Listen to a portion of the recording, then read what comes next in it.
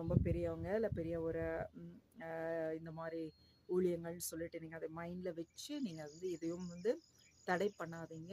கர்த்தருடைய ஆவியானவர் உங்கள் மூலமாக என்னிடத்து பேசிக்கொண்டே இருக்கிறார். அவர் கொடுக்குற வார்த்தையை தடையில்லாமல் கொடுங்க அப்படின்னு சொன்னார்.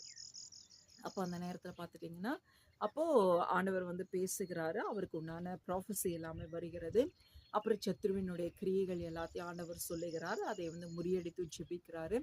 அதுக்கப்புறம் பார்த்துட்டிங்கன்னா அதுக்கப்புறம் என்னை குறித்தது உண்டான அடியாளை குறித்தது உண்டான அறிமுகம் நான் செய்ய ஆண்டவர் எனக்கு இடம் கொடுக்கல. ஆண்டவரே அவரே அறிமுகம் கொடுத்துட்டார். அதுதான் இந்த எளியவள் மேல கர்த்தர் எனக்கு வச்சிருக்கிற ஒரு கிருபையும் ஒரு தயவும்.